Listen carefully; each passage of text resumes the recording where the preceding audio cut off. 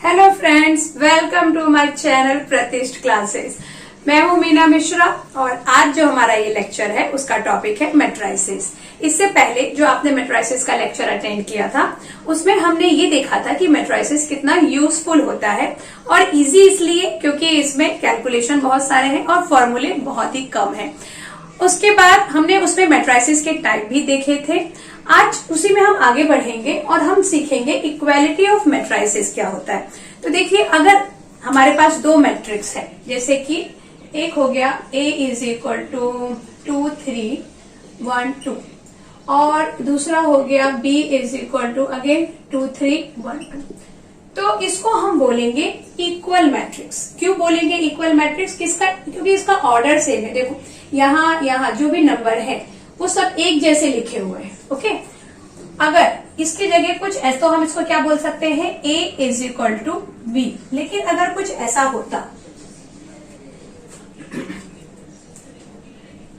अगर ये ऐसा रहता कि A यहाँ आ जाता 3 2 और यहाँ 1 2 और फिर B आ जाता, B जैसा है इसको वैसे ही लिख देते हैं, तो हम इसको इक्वल मैट्रिक्स नहीं बोलते क्योंकि यहाँ पे 3 लिखा है तो यहाँ पे 2 लिखा है। It means A is not equal to B।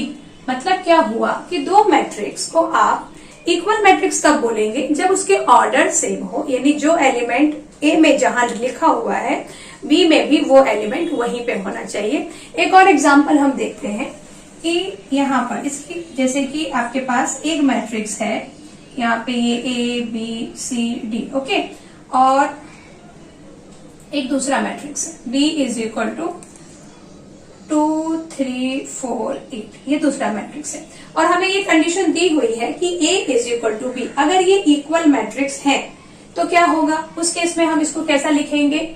हम ऐसा लिख देंगे कि A B C D is equal to कौन सा मैट्रिक्स? ये B वाला, इसको यहाँ लिख दो 2 3 4 8 और यहां से हम क्या फाइंड कर सकते हैं? A B C D की वैल्यू फाइंड कर सकते हैं। कैसे? देखो, अभी हमने देखा कि अगर मैट्रिसेस इक्वल है तो मतलब उसकी जो ये एलिमेंट्स हैं ये सभी इक्वल होंगे। तो A इज इक्वल टू क्या होना चाहिए? 2 होना चाहिए, B is equal to 3, C is equal to 4 और D इज इक्वल टू 5। तो ये समझ गए आप इक्वालिटी ऑफ मैट्रिसेस क्या होता है। अब हम करेंगे एक्सरसाइज 3.1 के क्वेश्चंस।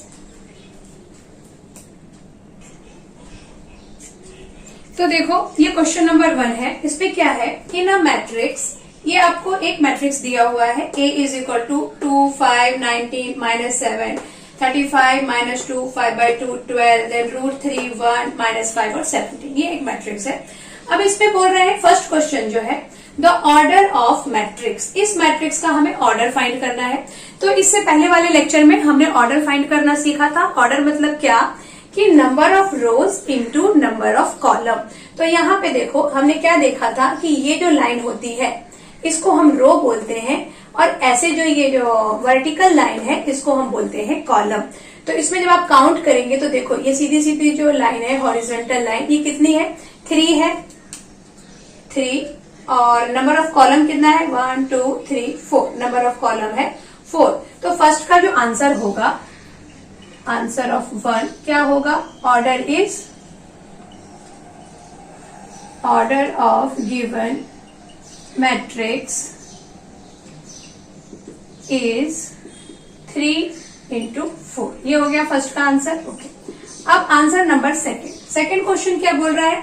Number of element. तो देखो, नंबर ऑफ एलिमेंट के लिए आपको सबको काउंट करने की जरूरत नहीं है, हम सिर्फ इसके ऑर्डर को मल्टीप्लाई कर देंगे। तो नंबर ऑफ एलिमेंट कितना आ जाएगा? 12। फिर हमें बोल रहे हैं राइट द एलिमेंट्स। अब इन सारे जो ये नंबर है इसका हमें वैल्यू फाइंड करना है। जैसे A13, तो A13 मतलब क्या? देखो, ये 1 जो है ना, ये रो को इंडिकेट करता है, यानी फर्स्ट रो में थर्ड एलिमेंट। तो फर्स्ट रो मतलब ये वाला, इसका थर्ड एलिमेंट मतलब ये 19, तो A13। तो हम आंसर नंबर 3 कर रहे हैं।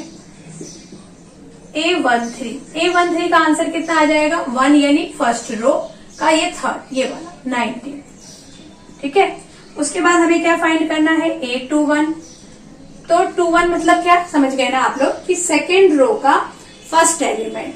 तो सेकेंड रो मतलब ये वाला, इसका फर्स्ट एलिमेंट मतलब 35। ऐसे ही हमारा नेक्स्ट है A33। तो A33 मतलब थर्ड रो का थर्ड एलिमेंट। तो थर्ड रो ये है, इसका थर्ड एलिमेंट क्या है -5। उसके बाद है A24। तो 24 मतलब सेकेंड रो का फोर्थ एलिमेंट। तो सेकेंड रो ये है, इसका फोर्थ एलिमेंट ये हो गया 12। उसके बाद है A23, सेकेंड रो का थर्ड एलिमेंट। तो सेकेंड रो ये है और थर्ड एलिमेंट हो गया 5/2। तो ये क्वेश्चन आपको बड़ी आसानी से समझ में आ ही गए होंगे कि हमने ऑर्डर कैसे लिखा, उसके बाद इसके एलिमेंट्स कैसे लिखे और इन सब की वैल्यू हमने कैसे फाइंड किया। इसके बाद हम लोग करेंगे क्वेश्चन नंबर 2। तो क्वेश्चन नंबर 2 क्या है हमारा, if a matrix has 24 element. ठीक है, मैट्रिक्स में 24 एलिमेंट है, तो what are the possible order, कितने टाइप से हम उसका ऑर्डर लिख सकते हैं। तो ऑर्डर में अभी मैंने आपको बताया था कि number of row multiply by number of column. मतलब क्या हुआ कि आपको ऐसे 2 डिजिट लिखने हैं जिनको मल्टीप्लाई करके 24 आ जाए, तो उतने हम ऑर्डर लिख सकते हैं। तो हम कैसे लिखेंगे इसको, आंसर नंबर 2। ओके, तो ऑर्डर कितने हो सकते हैं 24 कैसे आएगा, 2 into 12 आएगा। मतलब हम ये एक ऑर्डर हो सकता है हमारा 2 into 12। फिर 3 8 जा, तो 3 into 8 ये एक ऑर्डर हो सकता है। उसके बाद 4 6 जा, तो 4 into 6 ये भी एक ऑर्डर हो सकता है। और फिर उसके बाद क्या हो जाएगा 6 4 जा, 6 into 4, फिर 8 into 3 भी हो सकता है। देखो यहाँ पे आप सोचेंगे कि 3 into 8 लिखा हुआ है, फिर 8 into 3 क्यों लिखा, लेकिन यहाँ पे जो नंबर ऑफ रो है वो 3 है और नंबर ऑफ कॉलम है 8, और यहाँ पर नंबर ऑफ रो 8 हो जाएगा और नंबर ऑफ कॉलम क्या हो जाएगा 3। तो वो मैट्रिक्स पूरा हमारा चेंज हो जाने वाला है, इसलिए इसी को फिर हम एक अलग तरीके से लिखेंगे। ये यहाँ जो लिखा होता है वो नंबर ऑफ रो होता है और उसके बाद होता है नंबर ऑफ कॉलम। तो फिर इसको हम क्या लिख सकते हैं 12 into 2। ओके, अच्छा एक और तरीके से हम इसको लिख सकते थे, वो था हमारा 1 into 24, और दूसरा हम लिख सकते थे 24 into 1। तो इतने तरीके से हम 24 एलिमेंट वाले मैट्रिक्स को लिख सकते हैं। फिर उसके बाद ये क्या बोल रहे हैं, what if it have 13 element. अब अगर 24 एलिमेंट हुआ तो इतने तरीके से लिख सकते हैं, 13 एलिमेंट होगा तो हम क्या लिख सकते हैं 13 एलिमेंट। देखो 13 किसी के टेबल में नहीं आता है, प्राइम नंबर है, तो हम उसको लिख सकते हैं 1 into 13, मतलब फर्स्ट 1 रो हो और 13 कॉलम हो, ऐसा लिख दें, या फिर 13 रो हो और 1 कॉलम हो, ऐसा लिख दें। इसके अलावा हम इसको कैसे भी नहीं लिख सकते। तो ये क्वेश्चन नंबर 2 में आपने कर लिया कैसे करना है। ऐसे ही क्वेश्चन नंबर 3 सेम है, क्या बोल रहे हैं, if a matrix has 18 element, तो कितने तरीके से हम उसको लिखेंगे, पॉसिबल ऑर्डर्स बताना है। And what if it has 5 element, बिल्कुल इसके जैसा ही क्वेश्चन है कि अगर 18 एलिमेंट है तो उसको हम कितने ऑर्डर उसकी पॉसिबल है। तो 1 से स्टार्ट करते हैं, 1 into 18, ओके, फिर 2 into 9, 18 आ गया 3 के टेबल में, 3 6 जा 18, 4 के टेबल में आता है, नहीं आता है, 4 के टेबल में नहीं आता, 5 में भी नहीं आता है, 6 में वापस आएगा, तो 6 into 3 again, 9 into 2 again, 18 into 1। तो इतने तरीके से हम इसको लिख सकते हैं। और फिर वही हो गया कि 5, अगर 5 एलिमेंट होगा तो जैसे ये 13 प्राइम नंबर था, 5 भी प्राइम नंबर है, तो उसको हम 1 into 5 और 5 into 1, बस 2 ऑर्डर ही उसके पॉसिबल है। तो क्वेश्चन नंबर 2 तो आपने देख ही लिया, बहुत आसान है। अब क्वेश्चन नंबर 2 और 3 हम लोग कर चुके हैं। क्वेश्चन नंबर 4 में थोड़ा सा दिमाग लगाना पड़ेगा, तो चलिए फिर क्वेश्चन नंबर 4 करते हैं। तो देखो क्वेश्चन नंबर 4 में क्या है, कंस्ट्रक्ट अ 2x2 मैट्रिक्स। मतलब हमें जो मैट्रिक्स बनाना है उसका ऑर्डर क्या होना चाहिए, 2x2, मतलब रो नंबर ऑफ रो भी 2 और नंबर ऑफ कॉलम भी 2, और एलिमेंट्स उसके किस टाइप में होने चाहिए, ये वाला ये टाइप दिया हुआ है। तो पहले हम ये देखते हैं कि 2x2 का हमारा मैट्रिक्स कैसा बनने वाला है। देखो 2x2 मतलब क्या, A11 A12 और यहाँ क्या आएगा A21 और A22। ये हो गया हमारा 2 क्रॉस 2। यहाँ पर जो ये AIJ लिखा है, ये I का मतलब होता है रो और J का मतलब होता है कॉलम। तो ये देखो, ये first row first column, first row second column, इसको हम क्या पढ़ेंगे सेकंड रो फर्स्ट कॉलम, और इसको हम क्या पढ़ेंगे सेकंड रो सेकंड कॉलम।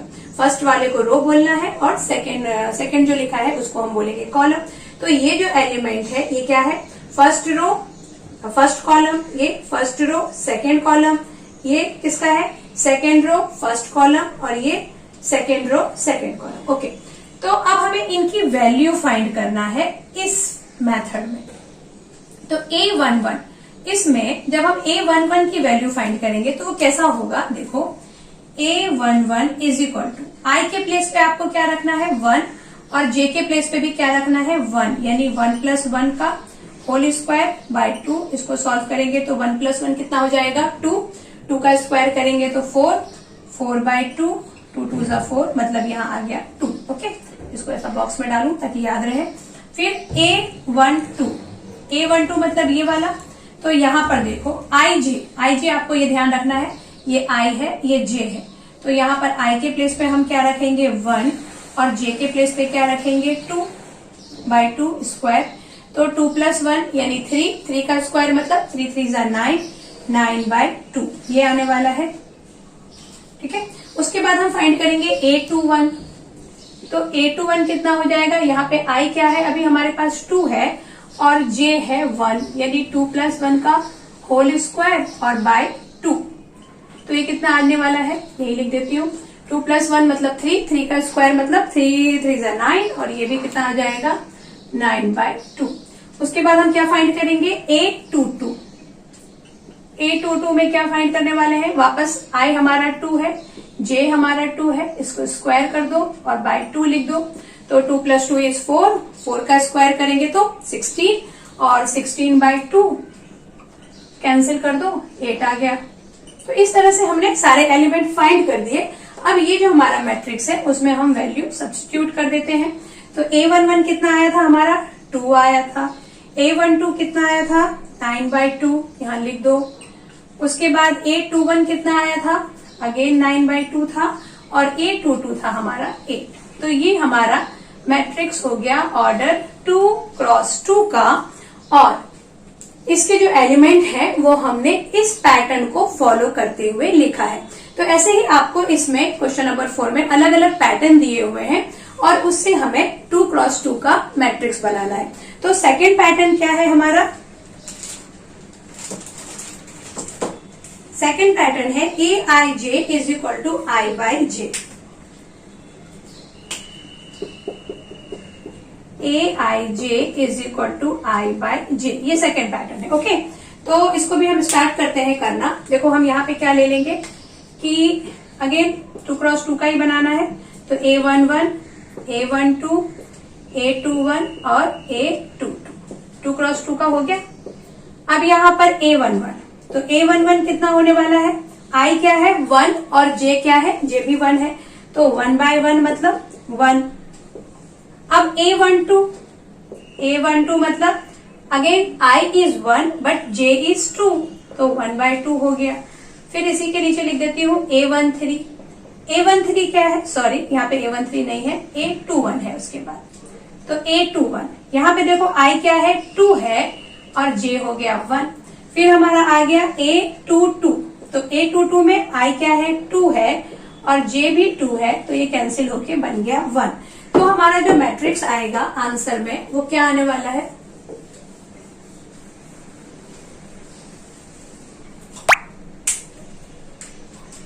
इसमें जो हमारा आंसर आएगा तो A11 क्या है 1, फिर A12 क्या है 1/2, A21 2/1 यानी वो 2 लिखेंगे, और A22 हो गया 1। ये हो गया हमारा 2 × 2 का रिक्वायर्ड मैट्रिक्स। उसके बाद हम लोग क्वेश्चन नंबर 3 देखेंगे कि उसका पैटर्न क्या है, और उसके पैटर्न के अकॉर्डिंग हम लोग हमारा 2 × 2 का मैट्रिक्स बनाएंगे। तो जो हमारा थर्ड कंडीशन है इसमें भी हमें क्या करना है, 2 क्रॉस 2 का मैट्रिक्स बनाना है। तो हम लिख लेते हैं कि मैट्रिक्स हमारा क्या होने वाला है, A11, A12, A21, A22। Okay, अब इनकी वैल्यू फाइंड करो। तो A11 को इस पैटर्न में लिखो, I के प्लेस पे हम क्या लिखेंगे 1 और 2, J क्या है अगेन हमारा 1 है, इसका पूरा होल स्क्वायर बाय 2। इसको जब आप सॉल्व करते हैं तो ये क्या आता है 1 + 2 = 2, इसका होल स्क्वायर बाय 2, मतलब ये आ जाएगा 2 + 1 3 और 3 का स्क्वायर मतलब 9/2। ठीक है, अब हम फाइंड करेंगे A12। तो A12 में क्या रखना है आपको, I के प्लेस पे 1 और यहाँ पे जब हम 2 रखेंगे और उसको किससे मल्टीप्लाई करेंगे 2 से, क्योंकि 2 ऐसा मल्टीप्लीकेशन में है, नीचे फिर 2 आ जाएगा। इसको सॉल्व करेंगे तो क्या आने वाला है 1 + 2 = 2 = 4, इसका स्क्वायर बाय 2 और इसको जब हम सॉल्व करेंगे तो 4 + 1 कितना होगा 5 और 5 का स्क्वायर करेंगे तो 25/2। फिर हम इसको A21 फाइंड कर लेते हैं। तो A21 में क्या आने वाला है हमारा, यहाँ I के प्लेस पे इस बार हम लिखेंगे 2 और J के प्लेस पे लिखेंगे 1, इसका करेंगे स्क्वायर बाय 2। इसको आप सॉल्व करो तो 2 + 2 = 2, इसका स्क्वायर बाय 2। तो आंसर देखो क्या आएगा, 2 + 2 = 4, 4 का स्क्वायर किया तो 4 × 4 = 16, 16/2 कैंसिल कर दो तो यहाँ आ जाएगा 8। ठीक है, अब एक लास्ट बचा हुआ है A22 मतलब I भी हमें 2 रखना है और J भी 2 रखना है। तो 2 + 2 × 2 और ये 2, बहुत सारे 2 आ गए हैं बाय 2। इसको आप सॉल्व करोगे तो क्या आने वाला है 2 + 4 का होल स्क्वायर बाय 2। ठीक है, अब ये 4 + 2 करेंगे तो 6 का स्क्वायर करेंगे तो 36, तो हम इसको लिख देंगे 36/2, कैंसिल कर दो, 2 × 1 = 2, 2 × 8 = 16, तो ये आ गया आपका 18। तो जो हमारा रिक्वायर्ड मैट्रिक्स है उसमें A11 क्या था हमारा 9/2 लिख दो। फिर A12 कितना है देखो 25/2, यहाँ लिखेंगे उसको 25/2। फिर A21 कितना हो गया 8 और A22 कितना हो गया 80। तो इस तरह से हमने ये मैट्रिक्स फाइंड कर लिया। क्वेश्चन नंबर 3 था ना ये, उसके बाद क्वेश्चन नंबर जो 4 है, सॉरी ये हमारा क्वेश्चन नंबर 4 था। उसके बाद क्वेश्चन नंबर 5 भी कुछ इसी टाइप से है, उसमें भी हमें मैट्रिक्स बनाना है, लेकिन उसमें 3 × 4 का मैट्रिक्स बनाना है।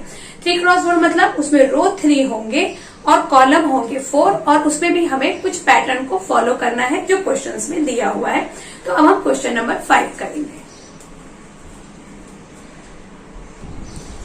तो क्वेश्चन नंबर 5 स्टार्ट करते हैं, लेकिन उससे पहले मैं आप लोगों को एक बात कहना चाहती हूँ। देखिए, अगर आपको मेरा ये लेक्चर पसंद आ रहा है और जो भी मैं क्वेश्चंस आपको एक्सप्लेन कर रही हूँ वो आपको समझ में आ रहा है और आपने मेरे इस चैनल को सब्सक्राइब नहीं किया है, तो प्लीज आप इसको सब्सक्राइब करिए और शेयर जरूर करिए, ताकि आपके फ्रेंड्स उनको भी ये जो भी डाउट होंगे इस लेक्चर को लेके या इस टॉपिक को लेके वो उनके डाउट्स क्लियर हो जाए। ओके, तो सब्सक्राइब करना मत भूलिए।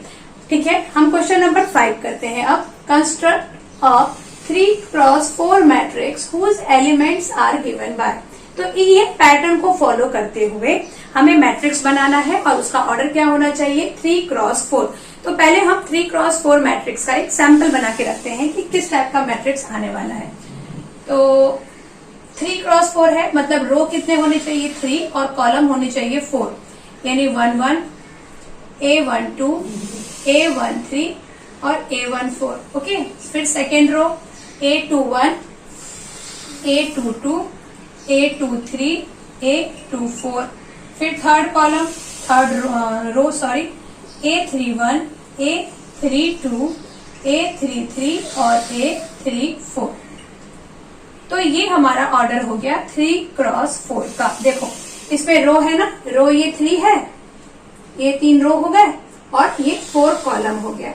तो इस तरह से आप देख रहे हैं कि इसमें जितने भी ये एलिमेंट लिखे हुए हैं उन सब की हमें वैल्यू फाइंड करना है और I के प्लेस पे ये नंबर जो भी इसमें लिखे हुए हैं वो नंबर पुट करेंगे और हमें एलिमेंट मिलेगा, जैसे हमने इससे पहले क्वेश्चन में किया था। तो स्टार्ट करते हैं। A11 में देखो यहाँ पर 1/2, ये मॉड है, मॉड में -3, I के प्लेस पे 1 प्लस J के प्लेस पे भी हम 1 लिखेंगे। इसको जब आप सॉल्व करेंगे तो ये क्या आने वाला है -3 + 1, और जब हम इसको सॉल्व करेंगे तो ये आएगा 1/2। ये -3 और +1 -2 आएगा, लेकिन ये मॉड में होने के कारण जब वो मॉड से बाहर आएगा तो ये हो जाएगा +2, तो आंसर आ जाएगा 1। क्योंकि आपको पता होगा कि कोई भी नंबर अगर मॉड के अंदर माइनस हो प्लस हो वो बाहर आने पे प्लस ही होता है। तो इस तरह से हमारा इसका आंसर आ गया 1। अब हम फाइंड करेंगे A12। A12 क्या आएगा हमारा? A12 में देखो ये 1/2 और यहाँ क्या है -3। I के प्लेस पे हम 1 लिख देंगे और J के प्लेस पे क्या लिख देंगे 2। ठीक है, ये समझ में आ गया। -3i + J के प्लेस पे हमने 2 लिख दिया। इसको हम सॉल्व करेंगे तो 1/2 -3 + 2, अगेन यहाँ पे -3 + 2 मतलब -1 और मॉड के बाहर आके वो हो जाएगा +1, तो 1/2 ही आने वाला है। A12 की वैल्यू आ गई 1/2। फिर हम फाइंड करेंगे A13, तो A13 हमारा क्या आएगा? देखो यहाँ -3 लिखो और I के प्लेस पे क्या लिख देंगे हम इस बार? अगेन 1 और प्लस हो जाएगा हमारा J, और J क्या है 3, तो ये आने वाला है 1/2 सॉरी मॉड -3 + 3, तो ये तो यहाँ पे कैंसिल हो गया तो 0 आ गया, तो ये पूरा 0 होने वाला है। फिर हम लिखेंगे A14 भी फाइंड करना है ना, हाँ A14, तो A14 के लिए 1/2 -3, यहाँ फिर से 1 और यहाँ पे आएगा 4, तो ये हो जाएगा 1/2 और यहाँ कितना आएगा -3 + 4, तो ये आ जाएगा 1/2 और यहाँ आ जाएगा -3 + 4 कितना 1, तो 1 मतलब ये 1/2। तो इस तरह से हमने इसकी वैल्यू फाइंड कर ली। अब इसकी वैल्यू को कहीं हमें लिख के रखना पड़ेगा क्योंकि अभी ये पूरा मुझे मिटाना है, तो मैं ऐसा करती हूँ, यहाँ अपन लिख के रख लेते हैं। ठीक है, तो यहाँ हमने A11 कितना फाइंड किया? A11 था हमारा 1, A12 हमने फाइंड किया 1/2, फिर A13 हमने कितना फाइंड किया है 0 और A14 हमने फाइंड किया है 1/2। और हम इसके आगे अब फाइंड करना शुरू करते हैं।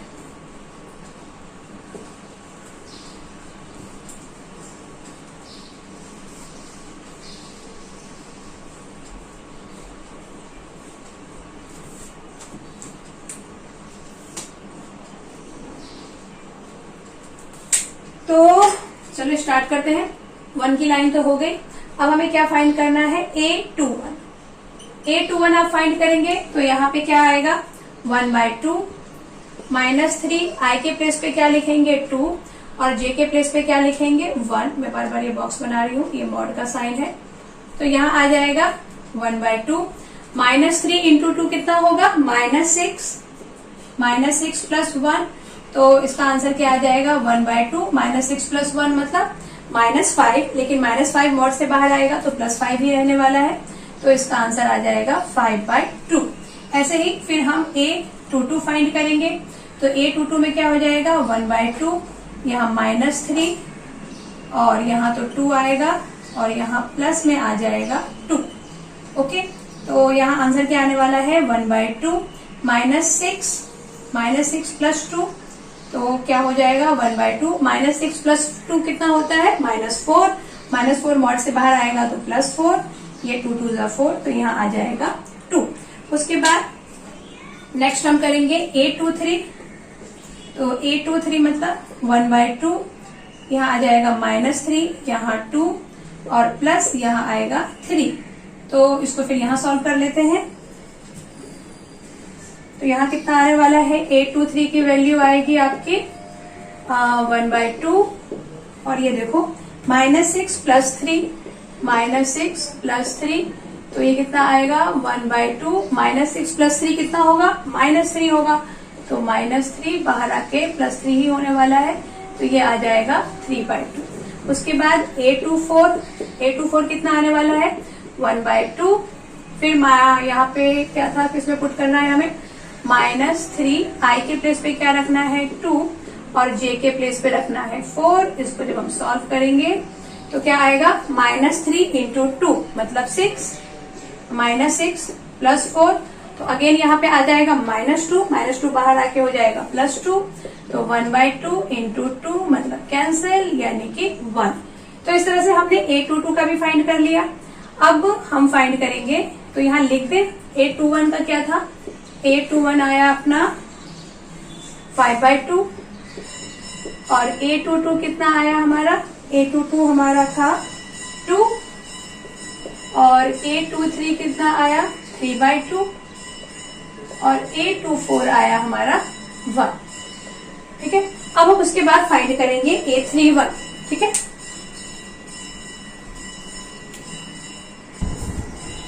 तो अब हमें लास्ट क्या फाइंड करना है, A31।